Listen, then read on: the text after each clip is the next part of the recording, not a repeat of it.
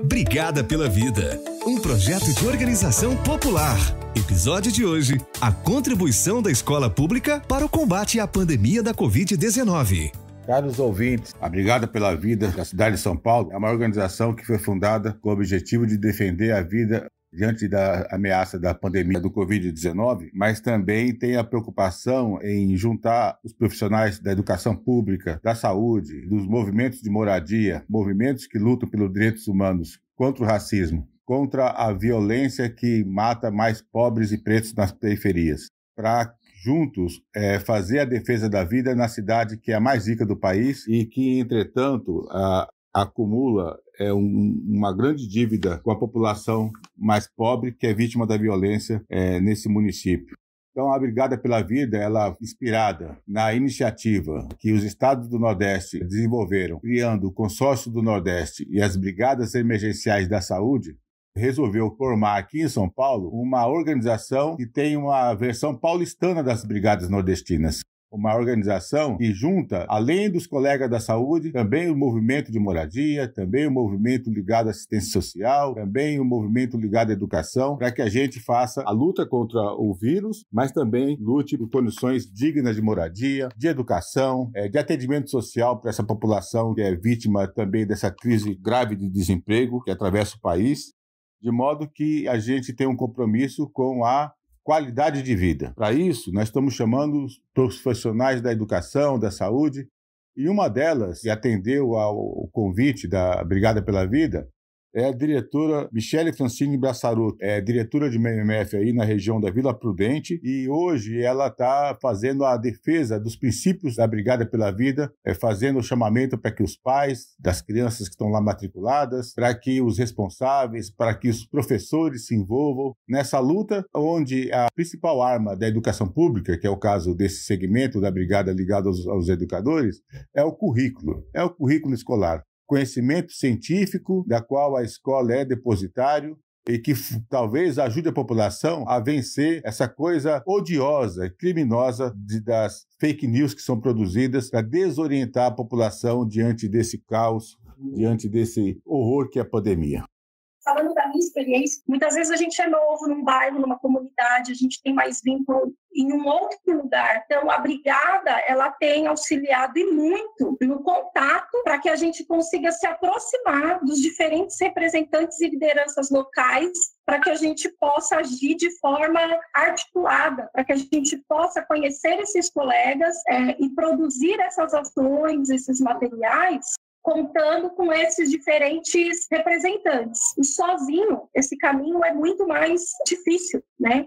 Esse caminho se torna mais penoso. Num grupo, cada um pode colaborar com o seu olhar. Dentro desse contexto da Brigada, a gente precisa também com o combate ao negacionismo, né? A disseminação de informações que negam a ciência, que negam o conhecimento. Quando a gente acredita nessa negação, isso também mata, isso também nos coloca em risco. E como educadores, a gente tem um compromisso com a verdade, com o conhecimento que foi historicamente construído. Então, essa informação potente pode e deve fazer parte da nossa ação, do nosso currículo, das nossas ações locais, porque uma pessoa bem formada, bem informada, que tem esse acesso, dificilmente ela vai ser enganada, ela vai acreditar numa informação que não é benéfica para ela, que não é verdadeira para ela. A gente já tem visto o quanto o negacionismo tem prejudicado as ações políticas que a gente tanto precisa para avançar no combate à pandemia, para a efetivação de uma série de políticas públicas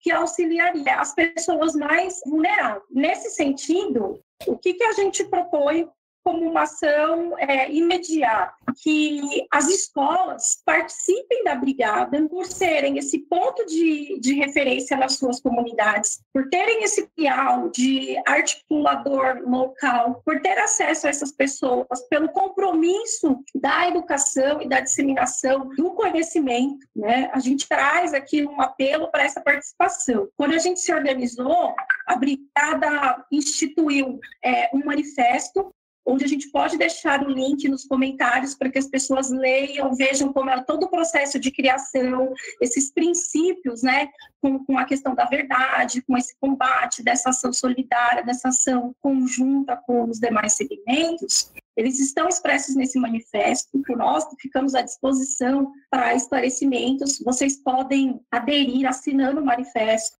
Tem uma carta pela vida, uma carta de intenções de ações que nós podemos fazer conjunto e construir esse bairro educador em conjunto com a comunidade, né? Não só informando de cima para baixo, mas discutindo, conversando junto, trazendo esses diferentes segmentos. É uma ferramenta potente para que a gente possa ter ações mais efetivas no combate, tanto a Covid quanto as de outras formas de morte na nossa região, e nos fortalecendo, porque essa condição de privação de vulnerabilidade, ela não é só para esse momento da Covid. Mesmo com o tratamento, mesmo surgindo vacinas, todo esse contexto social e econômico tende a se prolongar. Então, a gente precisa buscar formas de articulação para pensar sobre isso junto.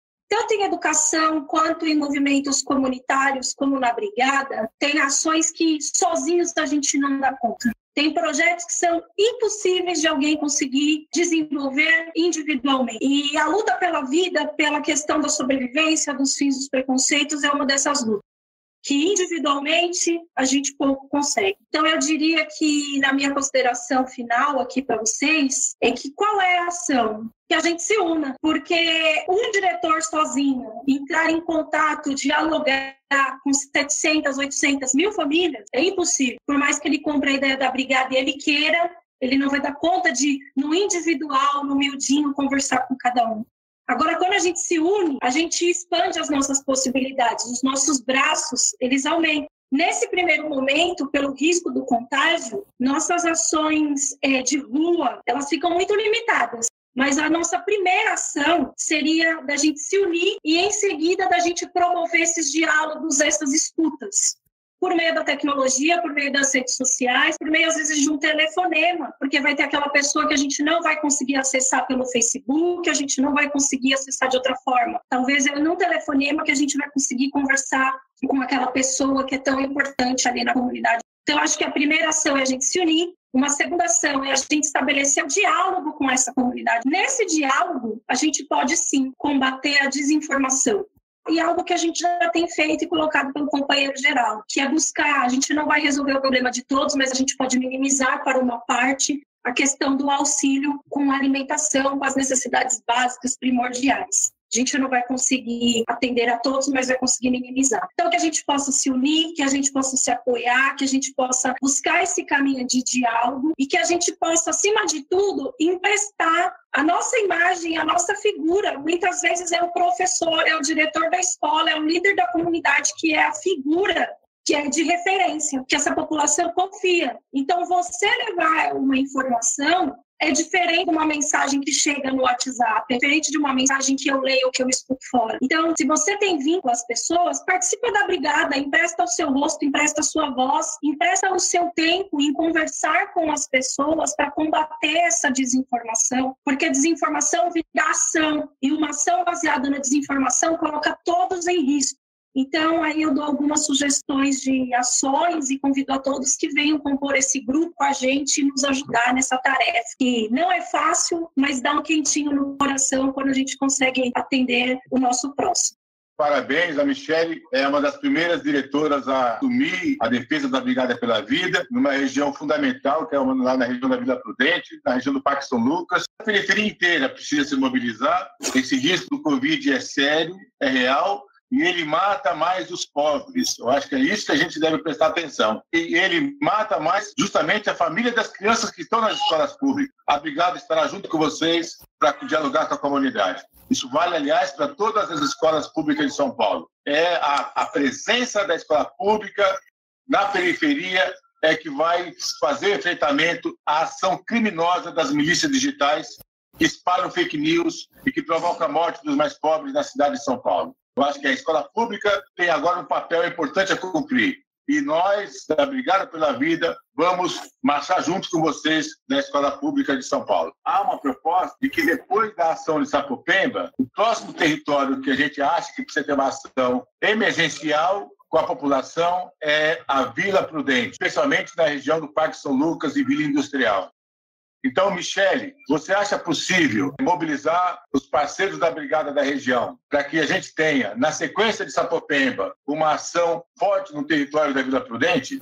Eu acho que não só é possível, como é necessário e é urgente. Saiu um estudo essa semana dos colegas da Faculdade de Arquitetura e Urbanismo da Universidade de São Paulo, que mostra corredores, trajetórias por onde o vírus está disseminando, né? Está sendo disseminado, está tendo essa contaminação. E essa disseminação vem principalmente na trajetória do trabalho. A pesquisa mostra isso. Então, a Zona Leste, ela é um grande bairro dormitório. Os nossos moradores, eu faço parte, sou moradora da Zona Leste, muitos se deslocam para ir trabalhar e voltar. E é no transporte público e nesses corredores de transporte que a maioria tem se contaminado. E a nossa região faz parte de um desses grandes corredores apresentados. A Avenida Sapopemba, ela começa lá no Ipiranga, na Vila Prudente, vai até São Mateus. É enorme, é um grande corredor. Algo que tem acontecido, que também é desolador, a omissão, a dificuldade que a gente tem de conseguir os dados públicos da nossa região. Então, o último dado que eu consegui da região do Parque São Lucas foi em maio, na penúltima semana de maio, na semana do dia 25, mais ou menos, e ele retratava até o dia 14 de maio. Nesse dado, o bairro no qual a escola que eu trabalho está localizado já tinham 132 casos de morte confirmados. Naquele núcleo do Parque São Lucas, 132 mortes confirmadas. Depois disso, a gente não conseguiu mais os dados. Então, por que é necessário essa ação local? Por que é necessário a gente divulgar, a gente buscar esses dados, a gente se articular com os outros meios e fazer vídeos, disparar mensagem de texto com as informações locais e informações fidedignas?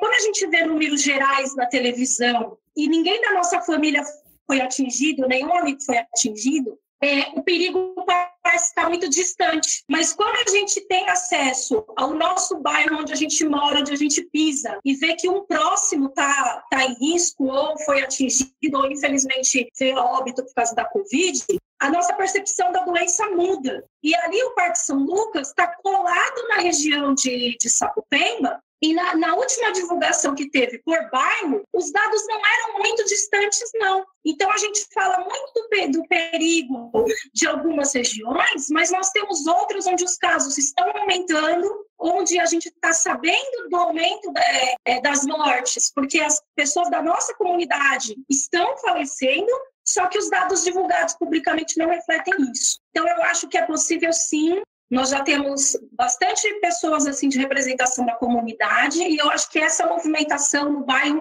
é mais do que necessária, porque como que a gente pode falar em retorno de atividades do comércio, de circulação de pessoas na rua, de retorno de aulas, sendo que é onde a gente mora, os dados de óbito e de contaminação estão aumentando e a ajuda para as pessoas não está chegando. Então, movimentar a comunidade nesse momento é essencial para que essa informação chegue e as pessoas consigam ter essa clareza, consigam se proteger e quanto mais pessoas a gente somar nessa luta, mais pressão a gente consegue fazer para que as ações que o governo precisa tomar sejam feitas. Não adianta a gente ficar só no campo das ideias, esse combate também precisa de uma ação real, uma ação material. A gente precisa que chegue tanto a condição para essas pessoas se protegerem, como para aquelas que já estão contaminadas se cuidarem. Então a gente precisa de medicação, precisa de leito, precisa de alimento, então eu acho que é viável sim, Walter, e a gente pede aqui, fica o convite